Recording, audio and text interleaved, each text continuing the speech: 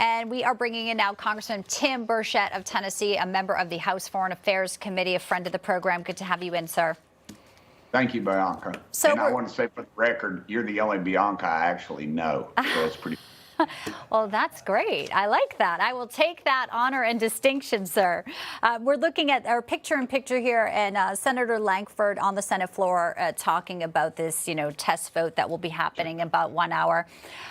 Where do you stand with all of this? Because we also were able to show Biden yesterday using this as, a political stunt now, saying it's weaponization by Trump and blaming it on Trump and MAGA Republicans. Was there a better way, Congressman Burchett, to handle all of this? Did Lankford get set up a little bit by McConnell? And where do you stand on how this could have been played differently? Yeah, I think so. I like Lankford. He's a good guy. We talked briefly before the bipartisan prayer breakfast last Thursday, and he's obviously has great conservative credentials. But the reality is, if you look at who wins in this thing, is these national chambers of commerce who really don't do anything for commerce. If you remember, they endorsed, I believe, 14 of Nancy Pelosi's lieutenants, and you find their tentacles in every immigration bill. They have stopped any meaningful immigration. They like it for the fact when some guy falls off your roof doing work up there, he can't go sue you because he's afraid he'll be deported because he's not here legally. They like having cheap labor.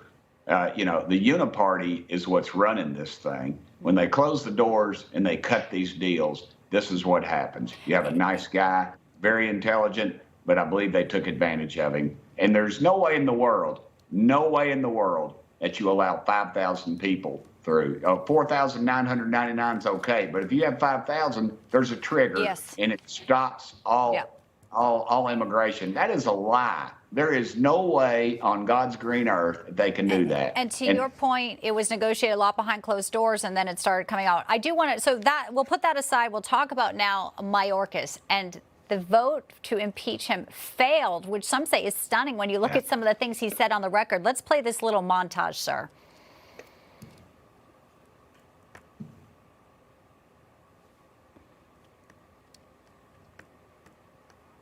Well, if we don't have one, I can just tell you what he said. Oh, I know. It is, though. Why do you think, why not impeach him? It doesn't meet the threshold. The things he said under oath on the record are stunning. Ma'am, he lied under oath, and that is exactly what they got Nixon for, if you remember. They didn't convict him of any crimes, and that, they're saying, isn't this an overreach that we're going after a member of a cabinet? Ma'am, he lied under oath. He is pathological. He has stated time and time again that there is no problem at the border. These people are not coming over the border. Ma'am, just this week, I met with narcotics people that represent the national organization in my office, and they said 100% the fentanyl coming over in this country is controlled by the cartels in 100% southern border. So how do you defend the people who said, no, we won't impeach him? I mean, what's your message to them today, the Republicans who broke with the party? I don't know, ma'am.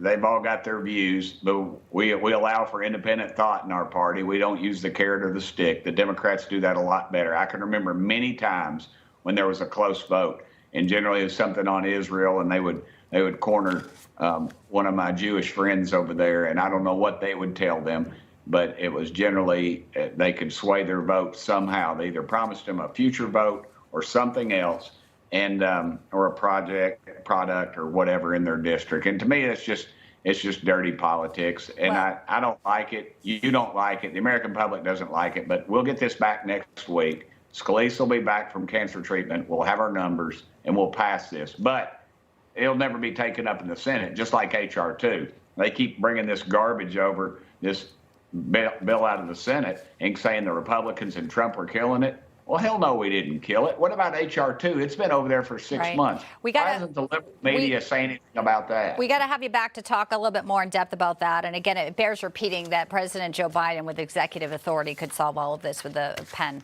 sweep. So 100%. We know that. Congressman 100%. Burchett, good to have you in, sir. Come back soon. Bianca, it's been great having you, ma'am.